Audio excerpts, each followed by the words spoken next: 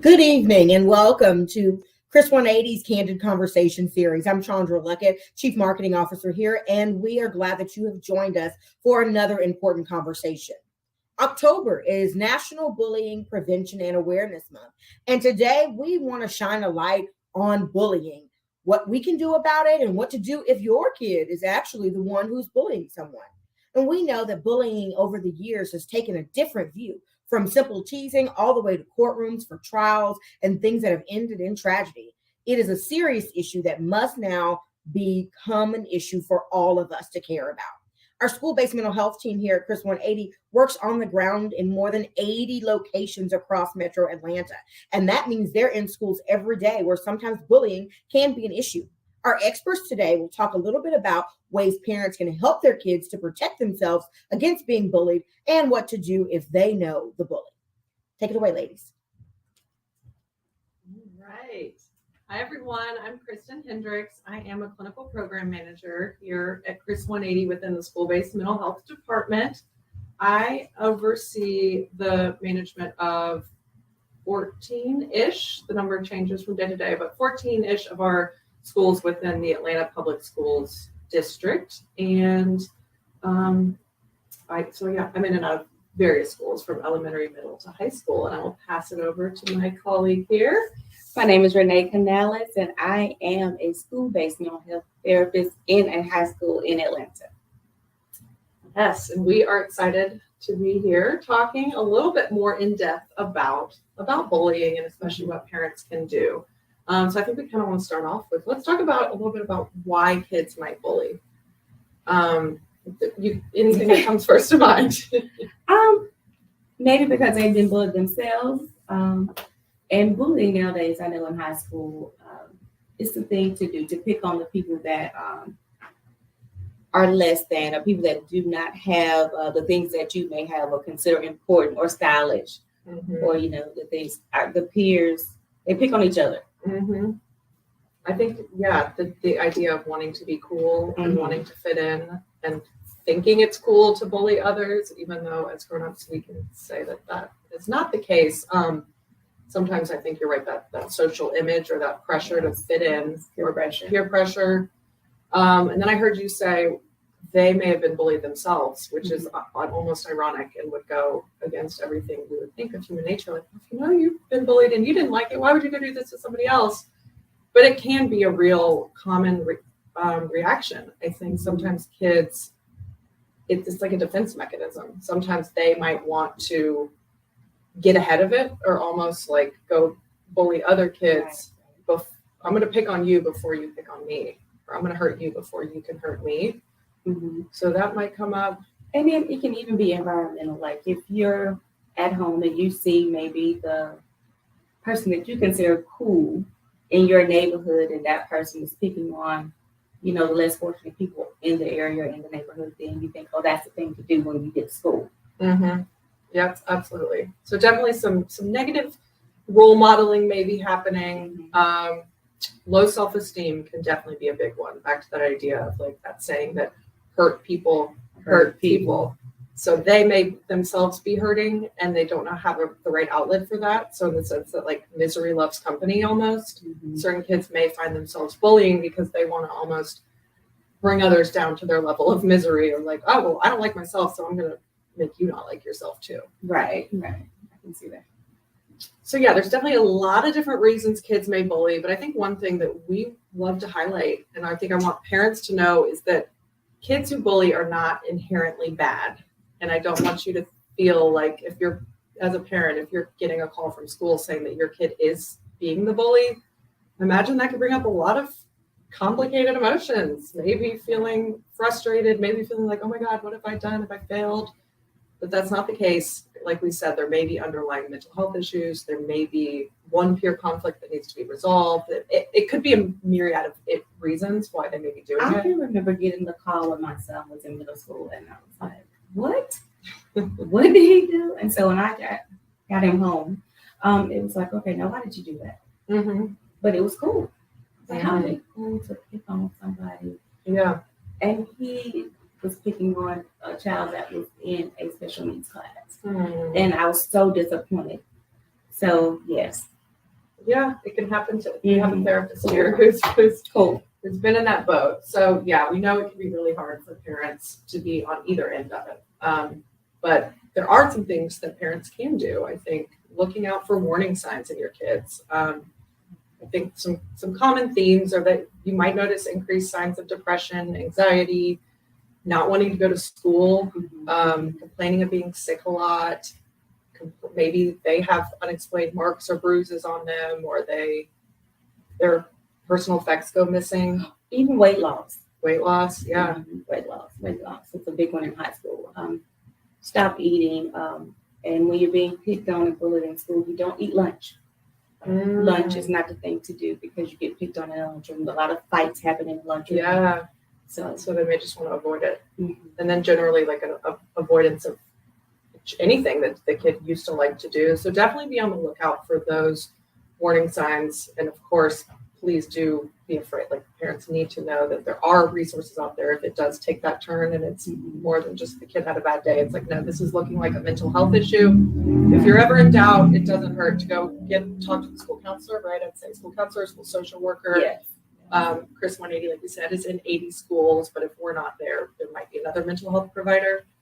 So definitely, because it can turn towards suicide and those suicidal urges. So we definitely want to mitigate that whenever possible. But in terms of other things parents can do, I want us to think through what action items. I think one, back to maybe what you like, kids are sponges. They are watching, they are picking up on everything you're seeing around them. Yes. So we want parents to be comfortable modeling pro-social behaviors that they want to see in their kids. And you may think they didn't hear you in your partner, spouse, or girlfriend, boyfriend arguing, fighting, demeaning each other, but they're listening. They're listening. Modeling pro-social behavior is one thing that comes to mind. And even learning parents, spouses, learn to fight fair. Fighting fair is a real thing. Learn to choose your words, treat each other kindly, even when arguing. That's a real thing. Yeah. And I think it's important to know that like it's okay to be angry, and anger is a perfectly healthy emotion. But when it turns towards aggression and that mean-spirited behavior, that's when it's going towards the place we don't want it to go to. And then we know cyberbullying is a huge uptick that we're continuing to see, especially after the pandemic. More kids at a younger age got more used to having to be online for school, and they had their laptops and their, smartphones, and they are online whether parents want them to be or not, because their schoolwork is online. So I think it's a fine line. We can't necessarily take the online away from them, but we can, I think, as parents and as adults in their lives, help them use it safely. And with older kids, it's a fine line, I would imagine, with them wanting kids to have their own level of privacy.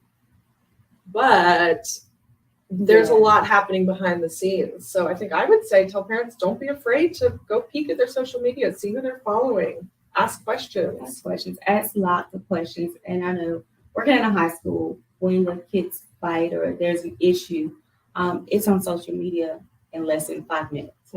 So, that fight that used to last 1 or 2 minutes and it's over and done with, now it's out there and everybody sees it. It can always be brought back up again, and it's out there for months and months. And so that humiliation just goes on for a long period of time. Yeah, absolutely. Sharing inappropriate pictures, lists of kids asking each other, or voting on who's hot or who's not. There's all kinds of mean-spirited things that are happening, and I think it really can take a toll. So I think, like Renee said, do not be afraid to look at their social media, ask questions. And I think that's another big thing parents can do is just really take an active interest in your kids' lives and ask questions about how their day was. Encourage them to come to you or another trusted adult anytime someone makes them feel uncomfortable. Again, the line between bullying and not bullying, it's really can be kind of gray. But the more that you ask, how was your day? Don't always just take it if they say it was fine or it was good. Fine. Okay. Tell me more. What was a good thing that happened today? Did you eat lunch with anybody? What was a bad thing that happened today? And then you can start to pick up patterns more. Just having that social support at school. Because a lot of times we think, oh, the counselor, the social worker, but maybe even just a teacher. The administrative people at the school, you'll see lots of kids there always talking to them, and they build good relationships with those people. So if something happens and they need someone to talk to, reach out. They can reach out to anybody in the school. Yeah, I think we would love to say that, oh, they'll tell their parents, but we know sometimes kids, especially older kids, they don't want to talk to their parents. So while we can't force that necessarily, we can really reiterate the message that they need to tell some adult if things are going on an ongoing basis, and they're, especially when safety is at risk. Another thing with cyberbullying is I think really encouraging kids to take proof and take screenshots and get the school involved if there is an ongoing, conflict, because sometimes it becomes a he said, she said if there's no proof. But encourage them to have an open dialogue, not be hiding things on their phones. Like you said, parents, don't be afraid to take a look. Yes, and don't be afraid to reach out to the school that your child attends. If you think something's going on, or your child says something's going on, go to the school yourselves. Check into it. I think that's huge. Back to there's a sense of powerlessness and hopelessness a little bit of maybe hearing that your kid is being bullied. There might be this inclination oh, I'm going to go up to that school myself. But let's let the other adults in the school who can figure out the best course of action next, whether it's just maybe it is a one-on-one peer mediation, or maybe those two kids need to have their classes moved. Maybe it is something where all the parents and the two kids involved, or multiple kids, need to be in a meeting together. But don't be afraid to reach, just like we're teaching kids. If you see something, say something. Don't be afraid to speak up.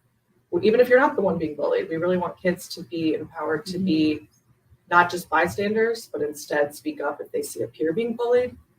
Same thing with adults. Don't be afraid to get the adults in school involved. So, ladies, a question for you both. We know we have seen issues in the last couple of years where bullying has led to not only suicide, but also has led to courtroom cases where people have been sentenced for bullying that did cause someone to take their own life. So how do you know, as a parent or a caregiver or a teacher, when bullying has gone too far? Tough hitting questions. I think it's case by case. I think that's where the conversations with your kid has to come in, because we can't. One thing that we do know as therapists and therapists who specialize in trauma is that two kids could go through the same exact thing and they are not always going to respond the exact same way. So unfortunately, I don't know that there's a cookie cutter answer there. I would say definitely be asking your kids how it's making them feel, and then looking for impairment in functioning. The warning signs that we discussed earlier. Maybe, the loss of weight, the depression, the sadness, the loss of interest of things that they used to want to do and no longer want to do. And so when parents see those things, they need to dig deeper, get involved. Don't just accept this. Oh, they're being bullied, so that's why they're changes. No, let's see if more help is needed. Let's see if maybe they do need to talk to a therapist. But yeah, as far as it going too far, it's a tough one for anyone else on the outside to gauge, because for one kid, one comment could be the straw that breaks the camel's back. Because we don't know what they've been through. We don't know what else we don't they're know their going background. We don't know, the trauma that they've already experienced. So yeah, never assume though that one comment won't be the straw that breaks the camel's back. And that's where we want to encourage our kids to be kind, treat others the way they want to be treated. And like we said, definitely if you see something, say something. Yes. So a closing question that's not about children necessarily, but there's an old saying that says kids who are bullies grow up to be adults who are bullies. What's your response to that? I don't want to write them all off, but I think there probably is some truth to that if these behaviors don't get, under wraps while the kids are younger, then why would the behaviors change? And then just imagine that person as your supervisor, and you're the employee and you're being bullied, what would we do with an employer like that? Yeah. Frederick Douglass, I think, once said that it's easier to build strong children than it is to repair broken men. And I love that saying. And I think that's why I love our work. in school so much because that early intervention and not even but prevention piece can be so important. So it's never too early to start talking to your kids, reading pro-social books, watching what they're, what's happening in the video game chat rooms, just never too early to start those conversations. Well, thank you both so much. I know I threw a hardball at you all at the last minute, but we really appreciate the conversation today. And each one of us has a role to play in ending bullying, not only for children, but also adults in our workplaces, in our homes, in our communities, and making sure that we are all creating an environment that each one of us would be proud to live in every day. If you are a caregiver or a parent or a teacher or someone who needs resources and help on learning how to prevent bullying and stopping bullying wherever you are, you can go to stopbullying.gov. That's stopbullying.gov. And if you're here in the Metro Atlanta area and are looking for resources to talk through counseling or therapy for your child or your family who's experiencing those issues, we'd love for you to reach out here to us at Chris 180. And you can just go on our website, chris180.org, and you can be connected to a therapist. Thanks so much for joining us, and we'll see you again real soon.